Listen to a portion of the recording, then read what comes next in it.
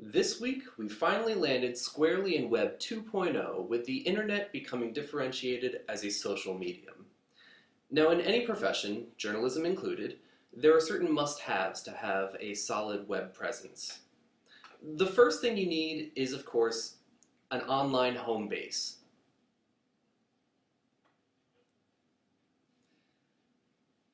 Strange as these apps with nobody in them might seem, a personal professional website is essential to your web presence because this is a place where you can showcase your work, journalistic or otherwise, and have total control over brand messaging.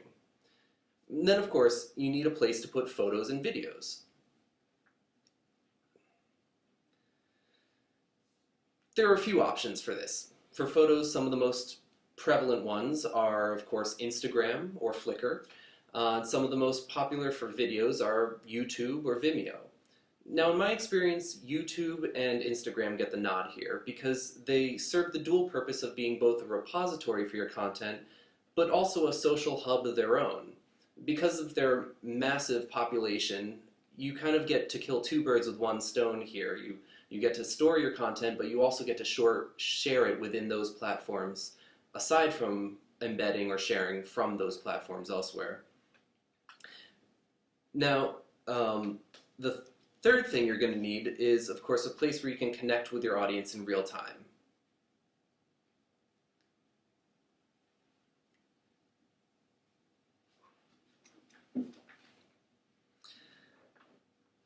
Here's where we could start a debate over Facebook versus Twitter. But the fact of the matter is, each platform serves a unique purpose and fills a unique niche, as you may have experienced in your own usage of these platforms. The important thing here is you have to be able to define for yourself in clear terms, why are you professionally engaging on any given site? What is your role on that site, and how is it different than any other site? Why are you on Twitter? Is it for covering breaking news and live updates? Is it for personal opinions on related topics? Is it for PR and damage control? The same goes for Facebook. It's really important to be consistent for your branding's sake. Now, speaking of branding,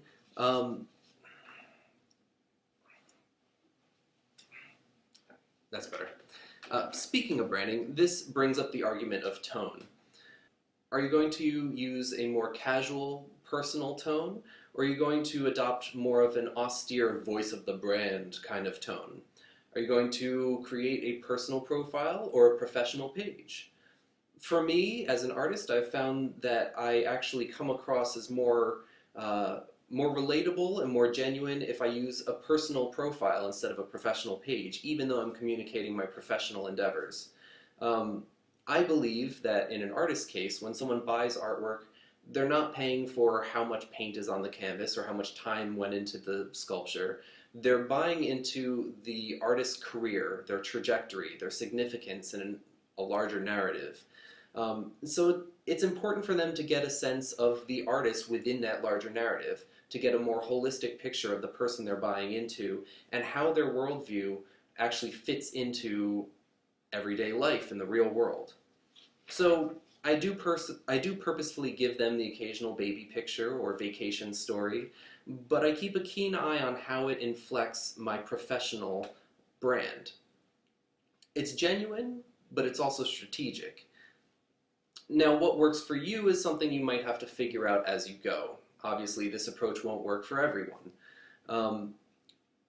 As you're on these platforms, bring them back here. You've got these necessities, right? You've got your home base, your website. You've got Instagram. You've got YouTube, Facebook, and Twitter. But there are dozens of other platforms you might want to invest time in.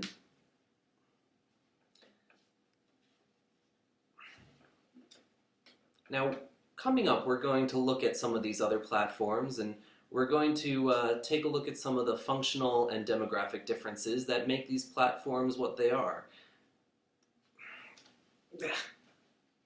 We're also going to look at how the origin stories of some of these platforms creates unique cultures. that allow these platforms to differentiate themselves. So stay tuned.